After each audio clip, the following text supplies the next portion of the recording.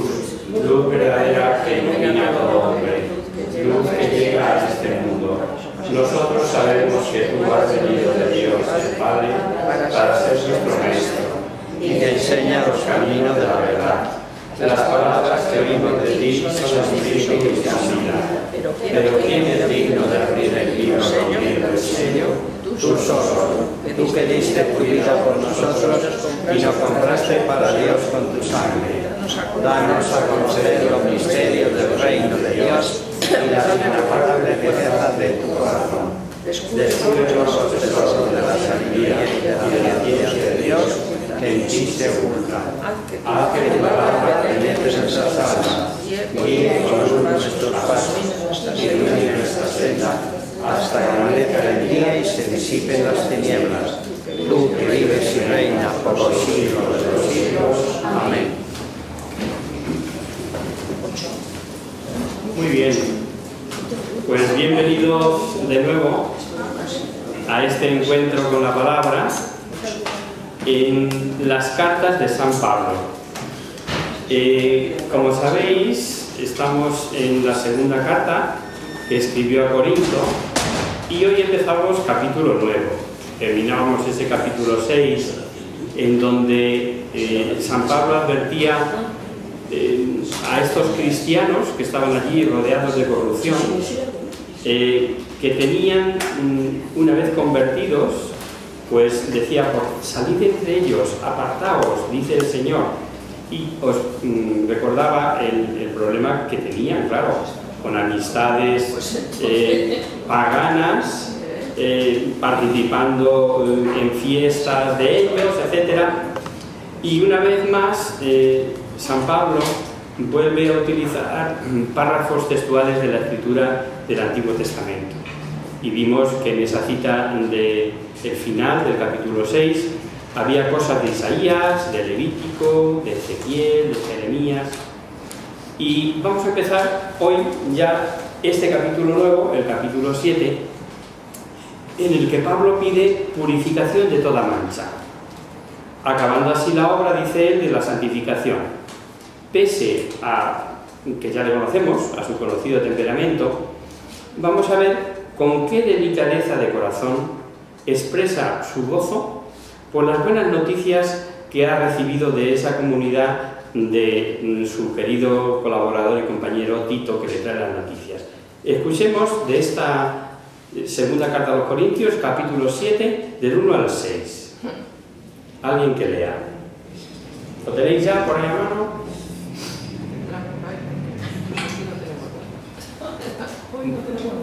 Leo yo, mientras lo buscáis, si no. Dando lugar en vuestros corazones. A nadie hemos ofendido, a nadie hemos arruinado, a nadie hemos explotado. No os digo esto con ánimo de condenaros, pues acabo de deciros que en vida y muerte estáis unidos en mi corazón. Tengo plena confianza en hablaros. Estoy muy orgulloso de vosotros. Estoy lleno de consuelo y sobreabundo de gozo en todas vuestras tribulaciones.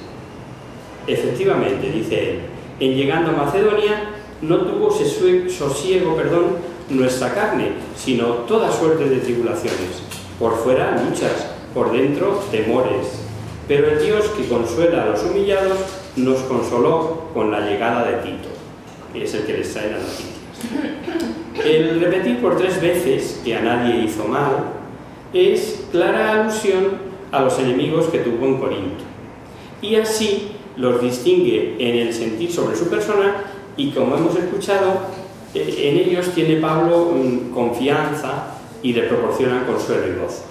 No cabe duda que Tito le comunicó, entre otras cosas, ese celo de la comunidad por Pablo y que había sufrido tristeza por la carta primera que habían recibido, pero es esa tristeza saludable, esa tristeza que proporciona el haberse dado cuenta de que no iban bien, de que no habían obrado bien. Tenemos ya, para que alguien lea de ese capítulo 7, del 7 al 10.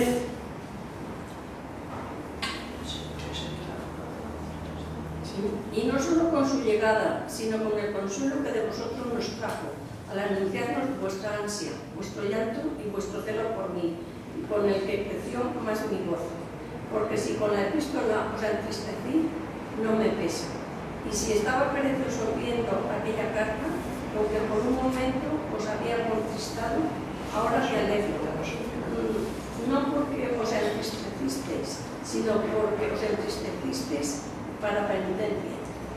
Os contristasteis, según Dios, para que no recibieseis daño alguno de nuestra parte. Pues la tristeza, según Dios, es causa de penitencia saludable, de que jamás hay por qué arrepentirse, mientras que la tristeza, según el mundo, lleva a la muerte. Efectivamente, cuando Pablo escribe no lo hace para regalar oídos, y este obrar así debe estar presente en todo evangelizador. Estas tristezas que a veces sentimos por no obrar bien son muy distintas de las tristezas que ocasionan el fracaso de ambiciones, de no conseguir lo que queremos, etcétera, etcétera. Son dos tristezas completamente diferentes. Mientras la primera conduce al arrepentimiento, a la conversión, al gozo, la segunda lleva al desánimo, incluso a veces a la desesperación. Fijaros, amigos, con qué claridad y con qué cariño rezuma la explicación que da a propósito de este tema. Seguimos leyendo ahora del 11 al 15. Leo yo. Mirad que ha producido entre vosotros esta tristeza según Dios. Qué interés y qué disculpas, qué enojo, qué temor, qué añoranza, qué celo, qué castigo. En todo habéis mostrado que erais inocentes en este asunto. Así pues, si os escribí, no fue a causa del que injurió, ni del que recibió la injuria. Fue para que se pusiera de manifiesto entre vosotros, ante Dios, vuestro interés por nosotros. Esto es lo que nos ha consolado. Y mucho más que por este consuelo nos hemos logrado con el gozo de Tito, cuyo espíritu fue tranquilizado por todos vosotros. Y si en algo me he gloriado de vosotros ante él, no he quedado avergonzado, antes bien. Así como os hemos dicho siempre la verdad, así también el motivo de nuestra gloria ante Tito ha resultado verdadero. Y su corazón se inclina todavía más hacia vosotros al recordar la obediencia de todos vosotros y cómo le acogisteis, con temor y temblor. Me alegro de confiar totalmente en vosotros. Esta es la expresión del corazón de Pablo. Parece ser que Pablo y Tito habían comentado la impresión y el resultado de la carta y el fruto que había tenido lugar a causa de la misma, y el común gozo de Pablo y Tito, a quien en cierto sentido y al llegar recibieron con cierto temor. En el siguiente capítulo, que es ya el 8, comienza Pablo a tratar un nuevo tema y a juzgar por el tiempo que le dedica, 3 capítulos nada menos, debía suponer para Pablo un tema de suma importancia. ¿Y qué tema es este? Pues la colecta a favor de la Iglesia Madre de Jerusalén. La situación de esa iglesia por aquella época debía de ser de en cuanto a una excesiva pobreza. Tal vez, lo comentábamos el año pasado cuando hablábamos del libro de los Hechos de los Apóstoles, aquel primer optimismo que leemos allí en Hechos, ese desprenderse de todos los bienes, entregándolos a la comunidad, mientras la comunidad fue pequeña y limitada, pudo ser útil, incluso ejemplar. Pero a medida que fue aumentando el número, debió de causar, vamos, a las pruebas nos remitimos, una grave penuria económica. Desconocemos los detalles y en consecuencia no podemos emitir ningún juicio. Y puede ser, esto aventuran algunos exegetas, que ese vender todo incluyera el vender también los medios de producción. Es decir, aquello que genera lo necesario, no para mí, sino para toda la familia. No lo sabemos. Hoy también hay comunidades que entregan cuanto tienen los que la forman y viven todos de lo de todos, pero son comunidades pequeñas que pueden llevar ese régimen de vida pero no para una gran comunidad de todos los cristianos. Decían, a propósito de los medios de producción, que vendido el huerto se acabaron los tomates. Pues sí, si lo vendían todo, pues efectivamente se quedaron sin medios. Este tipo de vida en comunidad, hoy, como digo, se da en pequeñas comunidades pequeñas, sin que esté exento el tema de algún problemilla que la caridad puede solucionar con fraternidad cristiana, ¿no? Como ya vamos conociendo el corazón de Pablo, no nos extraña que se preocupase de la situación de la Iglesia Madre de Jerusalén, y como ante las necesidades no valen los lamentos ni expresar la pena con palabras, pone Pablo de su parte toda esa gran influencia y prestigio para favorecer a esta Iglesia. Pero no le basta a Pablo conseguir la ayuda material. Pablo quiere sobre todo inculcar en los cristianos, estén donde estén, que la Iglesia no son algo ajeno, algo separado y despegado unas de otras, y mucho menos de la Iglesia Madre, como querían hacer ver los judaizantes. Vamos a leer de este capítulo 8 los 6 primeros versículos, del 1 al 6.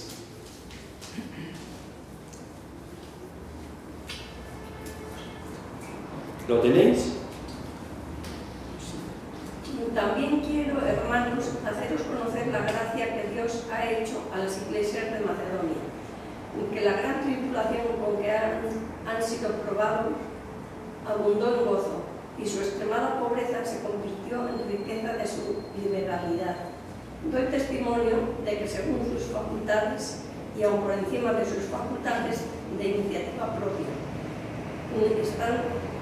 instantemente nos rogaban que quisiésemos la gracia de participar en el socorro a favor de los santos. Y no como esperábamos, sino que a sí mismos se entregaron primeramente al Señor y luego a nosotros, por la voluntad de Dios. Así que encargué a Tito que, según había comentado, así también hiciese entre vosotros esa obra de caridad. Perfecto. Como ya fijamos en los detalles, nos dice que la Iglesia de Macedonia, que vivió en extrema pobreza, se había convertido en riqueza de su liberalidad. Si unimos esto a que dice que dieron según sus facultades, y aun por encima de sus facultades y por iniciativa propia, no es que cumplió eso que sí sabemos en teoría, pero que no lo creemos, de que el más generoso es, menos le falta. Eso de ayudar a otros y por encima de las posibilidades es un cantar que pocos nos atrevemos a entonar. Tenemos un ejemplo de esto, hay muchos, ¿no? Pero quizá uno muy conocido de la Madre Teresa de Calcuta, que cuenta que una noche, dice ella, un hombre vino a nuestra casa para decirnos que una familia hindú con 8 hijos llevaba varios días sin probar bocado. No tenía nada que comer. Tomé, dice ella, una porción suficiente de arroz y me dirigí a su casa. Pude ver sus caras de hambre, a los niños con sus ojos desencajados. Difícilmente hubiera podido imaginar visión más impresionante. La madre tomó el arroz de mis manos, lo dividió en 2 mitades y se fue. Cuando unos instantes después estuvo de regreso, le pregunté: ¿a dónde ha ido? ¿Qué ha hecho? Me contestó: también ellos tienen hambre. Ellos eran la familia de al lado, una familia musulmana con el mismo número de hijos que alimentar y que también carecían por completo de comida. Aquella madre estaba al tanto de la situación. Tuvo el coraje y el amor de compartir su escasa porción de arroz con los otros. A pesar de las condiciones en que se encontraba, creo que se sintió muy feliz de compartir con sus vecinos algo de lo que yo le había llevado, cuenta la Madre Teresa. Para no privarla de su felicidad, aquella noche no le llevé más arroz. Lo hice al día siguiente, dice Madre Teresa. Pero bueno, no nos podemos quedar aquí. El versículo 4, y refiriéndose a lo mismo, es otro detalle que no podemos pasar por alto. Dice que los macedonios insistían en que les hiciese la gracia de ayudar. O sea, que el ayudar a los necesitados es una gracia. Y fijémonos que ha dicho que con esa entrega servían primeramente al Señor. ¿Cuántos cristianos tenemos en cuenta esa doctrina a la hora de socorrer necesidades ajenas? Que servimos primero al Señor. Francamente, algunos quedamos a la altura del betún. Vamos a seguir leyendo de ese capítulo 8 de la segunda de Corintios. Vamos a leer ahora del 7 al 11.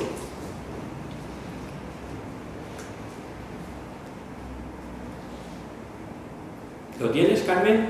Sí. Venga, lee. Exhortación a la generosidad de los corintios.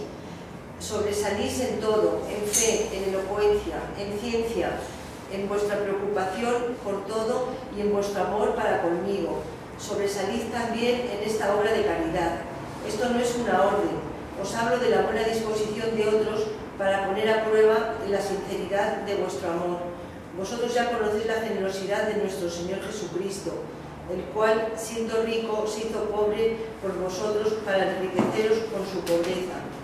Os doy mi opinión, ya que el año pasado os decidisteis a realizar esta obra y empezasteis a hacerla, os conviene terminarla según las posibilidades de cada uno y con el mismo entusiasmo que demostráis al proyectarla. Ya no. Ajá. Sigo. Sí, el 11 también. El 12 también, el 12.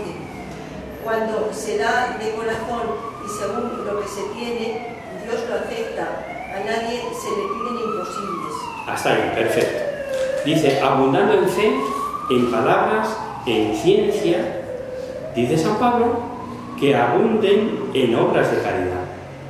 Y que esto no lo da como precepto, sino como prueba de obrar como Cristo obraba, que siendo rico, siendo Dios, podemos decir, se hace, pues eso, pobre por amor. Es algo que se escapa de nuestra mente. Y es que no somos capaces de asimilar.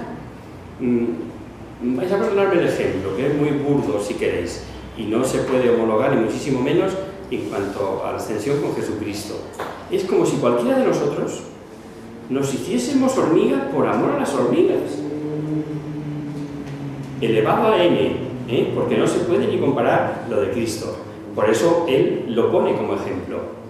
Claro que el que no tiene, mal puede dar. Ni se trata de vivir en estrechez para que otros vivan el mayor desahogo. Es un problema de amor, es un problema de voluntad dentro de lo que se pueda. Y dice, seguimos leyendo hasta el 15.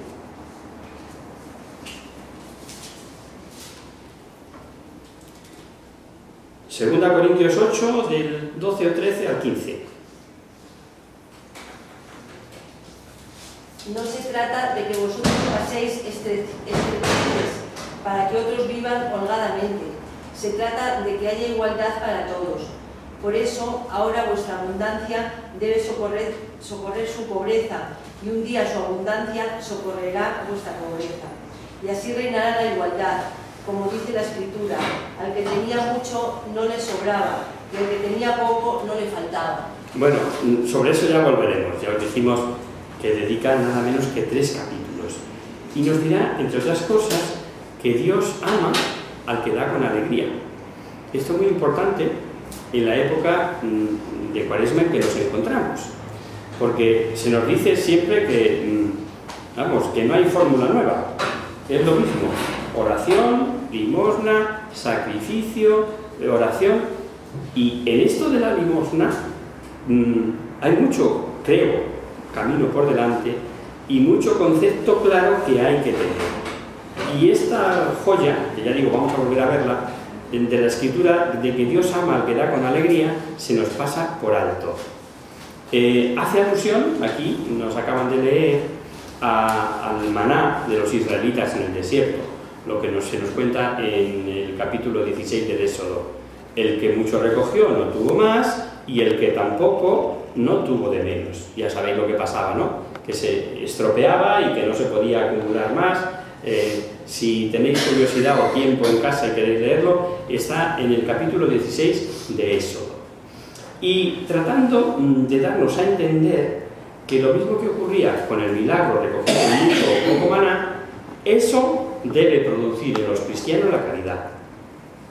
Para enviar la colecta, envió Pablo a Tito con otro gran colaborador, otro hermano, cuyo nombre no se dice, omite, pero que a juzgar por los que estaban en Filipos, que es desde donde se escribe esta carta, se piensa que sería Lucas, nuestro conocidísimo Lucas, autor del tercer Evangelio y autor de los Hechos de los Apóstoles. Vamos a leerlo, del 16 y 17 ahora. 2 Corintios 8, 16 y 17.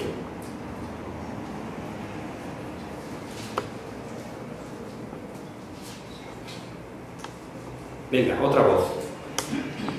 Y gracias sean dadas a Dios que puso en el corazón de Tito esta solicitud para vosotros, pues no solo acogió nuestro ruego, sino que solicitó por propia iniciativa impartió a vosotros.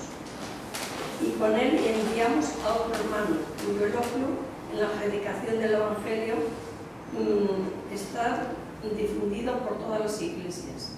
Y no solo esto, sino que también fue elegido por las iglesias para compañero nuestro de viaje en esta obra de caridad que hacemos para la gloria del mismo Señor y para cumplimiento de nuestra pronta voluntad, mirando a que nadie nos vitupere en esta colecta que promovemos. Perfecto. Pablo quiere, es un hombre que tiene los pies en el suelo y conoce perfectamente los resortes del ser humano, la naturaleza humana, y muestra interés en decirles que para la colecta se vale de otros. Es de probada honradez, por cierto, tanto Tito como el otro hermano al que alaba tanto y dice compañero de viaje, por eso presumimos que es Lucas, ¿no? Así evitaba cualquier sospecha en cuestión de dinero. Y sigue diciendo, leemos ahora del 20 al 24. Mirando a que nadie nos vitupere en esta colecta que promovemos, pues procuramos hacer el bien, no solo ante Dios, sino también ante los hermanos. Enviamos con ellos a nuestro hermano, cuya solicitud tenemos bien probada con frecuencia en muchos negocios, y ahora ha mostrado muy solícito por la gran confianza que tiene en vosotros. Por lo que hace a Tito, es mi compañero y cooperador entre vosotros, pues a nuestros hermanos enviados son de las iglesias, gloria de Cristo. Mostrad pues para ellos vuestra caridad a la faz de las iglesias y a vuestra gloria en vosotros. Correcto.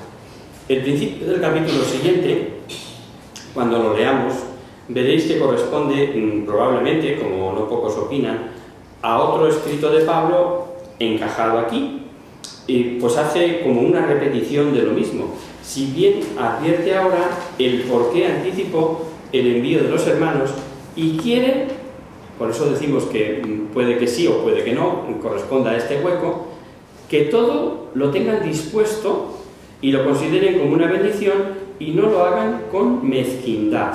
Leemos del 1 al 5 de este capítulo 9. Otra voz.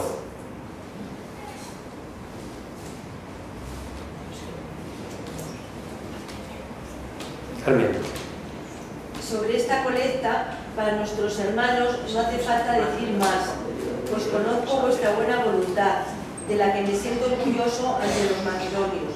Les he dicho que los de Acaya están dispuestos desde el año pasado, y esta buena disposición vuestra ha sido un estímulo para la mayoría. Os envío a los hermanos para que lo que he presumido de vosotros no quede desmentido y para que estéis preparados. Pues si van los macedonios y se encuentran con que no estáis preparados, sería una vergüenza para mí y sobre todo para vosotros. Por eso he creído necesario pedir a los hermanos que vayan por delante y preparen vuestro donativo generoso que habéis prometido. Así vuestra colecta será una muestra de generosidad y no de tacañería. ¿Veis que habla clarísimo? A Pablo se le entiende perfectamente, ¿no? Preparar las cosas, hacerlo de antemano, he anunciado que sois generosos, a fin de que sean preparados como dones, que se entregan no como algo que se requisa, ni el que cobra impuestos, ¿no? Y apostilla eso, que sean estímulos, o sea, muestra de vuestra generosidad y no como una tacañería. Y vemos en este pasaje lo que ya habíamos anticipado. No emplea Pablo la palabra limosna, sino bendición y socorro a favor de los santos. Bueno, no hace falta decir que cuando Pablo habla de santos está hablando de bautizados, está hablando de cristianos, porque todos los bautizados somos santos, en potencia, ¿eh? Hay que corresponder a la gracia recibida en el bautismo, pero santos, ¿eh? Incorporados a Cristo, a su muerte y su resurrección en el bautismo. Y él utiliza frecuentemente esta forma de referirse a los hermanos cristianos, y socorro a favor de los santos. Y los siguientes versículos son una interesante y esperanzadora doctrina sobre la generosidad. Poned atención sobre todo al comienzo del pasaje. Leemos ahora del capítulo 9, del 6 al 12. Mirad, el que siembra con mezquindad cosechará también con mezquindad. El que siembra en abundancia cosechará también en abundancia. Cada cual dé según el dictamen de su corazón, no de mala gana ni forzado, pues Dios ama al que da con alegría. Y poderoso es Dios para colmaros de toda gracia, a fin de que teniendo siempre en todo lo necesario, tengáis aún sobrante para toda obra buena. Como está escrito, repartió a manos llenas, dio a los pobres, su justicia permanece eternamente. Aquel que provee de simiente al sembrador y de pan para su alimento, proveerá y multiplicará vuestra sementera y aumentará los frutos de vuestra justicia. Sois ricos en todo para toda la guerra, la cual provocará por nuestro medio acciones de gracias a Dios. Correcto, hasta ahí. El que poco siembra, poco recoge. No necesita comentario, ¿verdad? Pero entonces, basta con dar para sopesar, para valorar, para medir lo interesante que dice San Pablo. Sería bueno saber que no pocos, al dar un socorro, si es de cierto valor, y no de lo que sobra, como que se le van los ojos detrás de eso que da, detrás de ese socorro. Y Pablo dice dos cosas muy interesantes.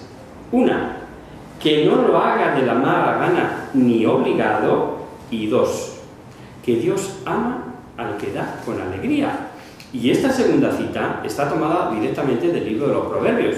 No es una argumentación ni una invención de San Pablo, no. Es un recordatorio de lo que dice la propia Escritura. En definitiva, el Espíritu Santo. Pues como sabemos, el Espíritu Santo es el autor principal de toda la Biblia, tanto del libro de los Proverbios como de la segunda carta a los Corintios. Y Pablo, por otra parte, ha entendido perfectamente las enseñanzas de Jesucristo.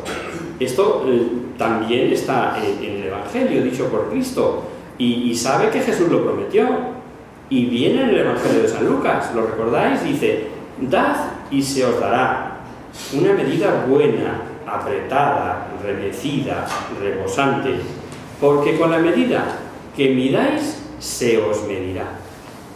Palabra de Jesús, palabra de Dios.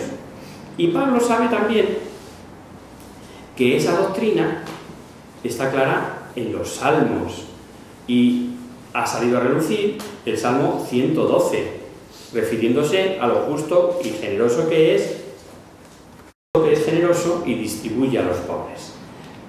Cuando dice: poderoso es Dios para colmarlo de toda gracia, a fin de que teniendo siempre y todo tengáis rebosante, etcétera, etcétera, ¿no? Dice que su justicia permanece para siempre. Y pasamos ya al final de este capítulo 9, a los beneficios que produce dar con generosidad. Hay que añadir el que normalmente los receptores dan gracias a Dios y unen lazos con quienes les ha dado ese bien o quien les ha proveído de esa limosna, de ese generosamente que haya salido de su corazón. Vamos a escucharlo, del 12 al 15 del capítulo 9. Pues el ministerio de este servicio no solo remedia la escasez de los santos, sino que se desborda en múltiples acciones de gracias a Dios, por cuanto experimentado este servicio glorifican a Dios por vuestra sumisa confesión del Evangelio de Cristo y por la largueza de vuestra comunión con ellos y con todos, y asimismo por su oración, por vosotros a quienes aman a causa de las gracias eminentes de Dios en vosotros. Gracias sean dadas a Dios por su inefable don. Por su don inefable o por su inefable don. Los cristianos de Jerusalén, nos viene a decir, al verse favorecidos con el socorro recibido, además de dar gracias a Dios, gozan de la alegría que les supone ver el amor que les tienen los fieles de Corinto y sobre todo el gozo que supone ver que han abrazado la fe de Jesucristo hasta sus últimas consecuencias. Es decir, siendo fieles al Evangelio en todo. Y eso que los quedaban eran en su mayoría procedentes de la gentilidad y los socorridos procedentes del judaísmo. Esta es la gran baza de la catolicidad. Ahora en estos días se hablaba a propósito de las quinielas del sucesor del Papa, que si canadiense, que si filipino, que si africano, que si negro, que si amarillo, que si... Da igual. La Iglesia es universal, es católica, todos un mismo sentir, como dice Pablo en otra ocasión, ¿no? Todos seguidores de Cristo, todos miembros de su cuerpo. Y como es un don, esto de la limosna, un don que concede Dios para todos, para los que lo reciben y para los que dan, termina Pablo diciendo esto: gracias sean dadas a Dios por su inefable don. Es un don del Señor. Y como todo don y su fruto, la obra buena es a impulso del Espíritu Santo, es una gozada ver que el Espíritu Santo igual actúa aquí que allí, que un poco más allá, en cualquier comunidad. Ahora ya podríamos decir como el topicazo ese del mundo mundial. O sea, de todo lugar del globo donde ha llegado el cristianismo. Y llegamos ya al capítulo 10 de esta segunda carta, que como veis está siendo pero muy generosa en doctrina. Y al escuchar la lectura que haremos ahora, nos vamos a dar cuenta que el tono cambia. Ahora toca el turno a problemas contra sus adversarios. Pablo está obligado, por el bien de cuantos han sido evangelizados por él, el hacer valer su autoridad, como igualmente fue excepcional su extraordinaria vocación, su misión y formación recibida del mismo Jesús. Es verdad que no sabemos mucho de sus adversarios. Lo más probable, que esto ya es repetitivo, es que fuesen judíos llegados a Corinto, y como era costumbre, con cartas de recomendación. Y esto no es disparatado suponerlo por otras citas que hemos leído, por ejemplo, en el capítulo 3. No sé si os acordáis cuando dice: ¿tenemos necesidad de cartas de recomendación? Refiriéndose a él. Vosotros sois pues nuestra carta de recomendación, escrita en vuestros corazones, conocida y leída por todos los hombres. Pues seguramente, y por citas similares que veremos también en la carta a los Gálatas, hay autores que suponen que estos enemigos son agitadores judaizantes con toda probabilidad. Y es que no le perdonan, es que no se conforman con que un judío de pura cepa, con predicamento en el Sanedrín, que ha estado persiguiendo a los cristianos, ahora les haga la cusqui, ahora predique todo lo contrario. Y estos le han de perseguir durante toda su vida apostólica, los judaizantes, metiendo la baza por aquí y por allá. Bueno, sean esos adversarios o sean otros, por una o por otra causa, lo cierto es que sembraban la discordia.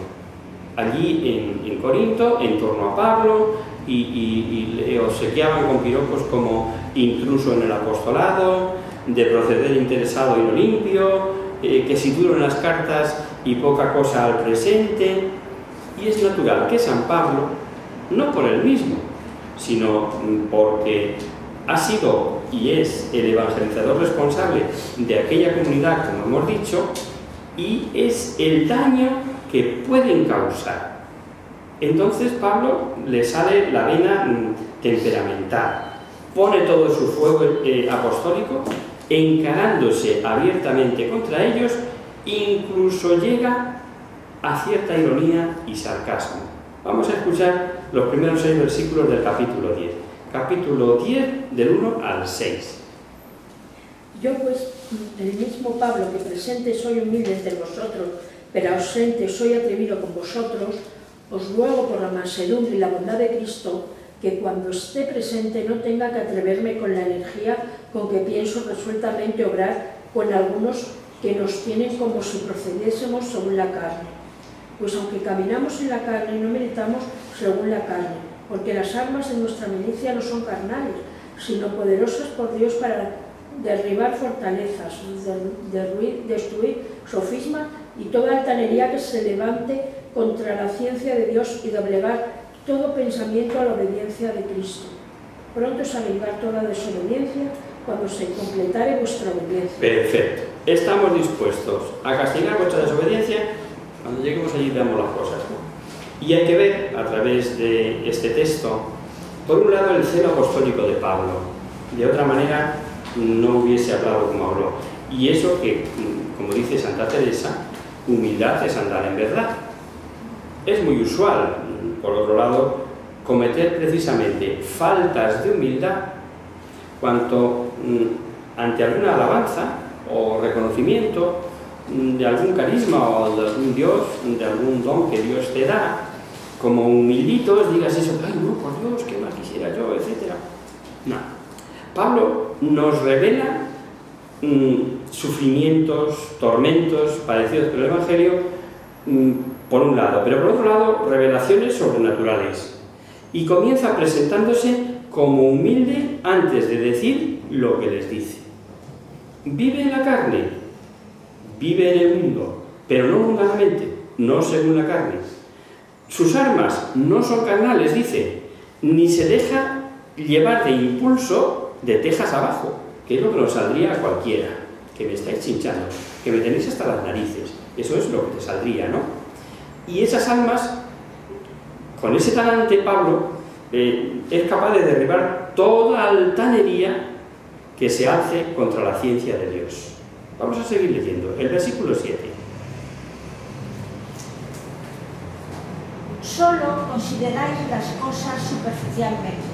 Si alguno confía en que es de Cristo, piense también que como Él lo es, así lo somos nosotros. Claro, si alguien cree ser de Cristo, piense, considere eso mismo. Si yo también soy de Cristo, ¿no?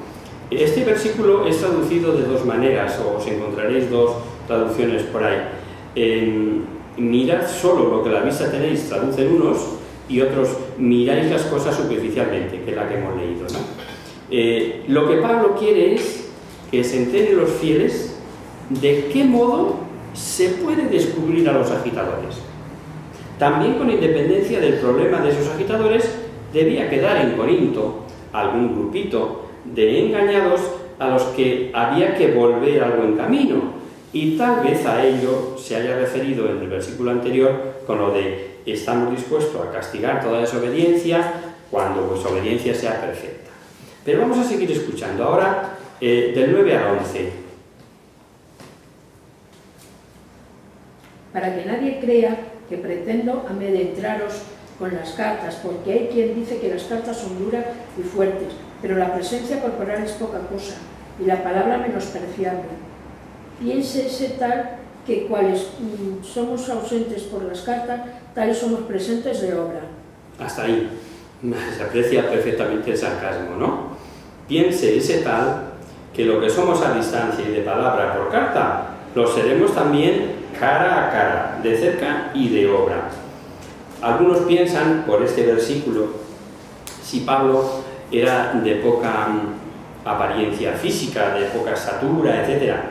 Pero otros piensan si cuando les dice que llegó a ellos con debilidad y tristeza, se refiere al estado en que llegó tras el fracaso de Atenas, que ya vimos, ¿os acordáis, no? Y que llegó sin dinero, se encontró con aquella corrupción generalizada en Corinto. San Pablo ha evangelizado siempre según Dios le ha señalado. Y es posible que no esté muy clara la forma, pero desde luego sí el fondo. Pues con no poca ironía comienza diciendo que no se compara con quienes se recomiendan a sí mismos y por ellos carentes de juicio. Al haber sido los corintios, evangelizados por Pablo, son los otros los que se han metido allí y les dice que no salimos fuera de los límites. Y sigue diciendo, vamos a leerlo, del 12 al 14 ahora.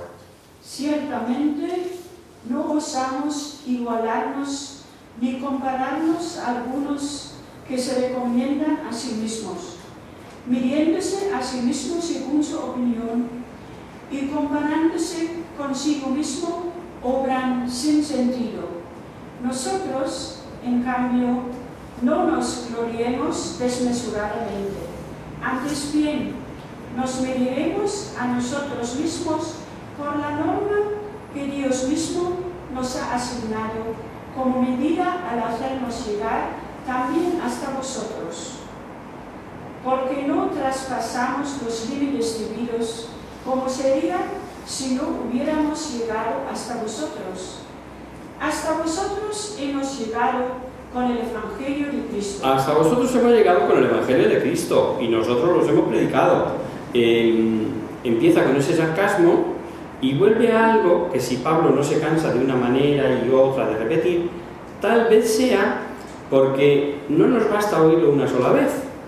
Y el que se gloríe, dirá él, que se gloríe en el Señor, pues no es el que a sí mismo se recomienda quien está aprobado, quien es válido, sino aquel a quien recomienda el Señor.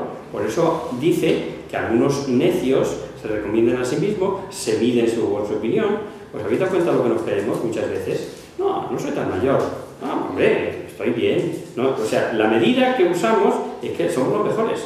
Nos queremos más que nadie. Por otro lado, eso no es nada malo, ¿eh? Eso es bueno si uno no lo desvirtúa, ¿no? Pero Pablo actúa así. Y, como digo, vuelve a eso de que el que se gloríe en el Señor. Vamos a terminar con esta cita para comenzar ya el próximo día el capítulo 11. Leemos del 15 al 18. No presumo indebidamente de trabajos ajenos. Espero que con el progreso de vuestra fe aumentará nuestro trabajo entre nosotros, aunque dentro de los límites que Dios nos ha señalado. Esperamos anunciar el Evangelio a regiones más allá de las vuestras, pero sin invadir campos ajenos, para no presumir de trabajos que han hecho otros. Pues el que quiera presumir de algo, que presuma de lo que ha hecho en el Señor, porque no es digno de aprobación el que se alaba a sí mismo, sino aquel a quien Dios alaba. A quien el Señor alaba. Y esto vale para todo cristiano, pero más para los que trabajan o intentamos trabajar algo en labores apostólicas. El no hacerlo así supone una gloria efímera, intrascendente, en una palabra, vana gloria. Gloria vana, que de nada vale, lo entendemos, ¿a que sí?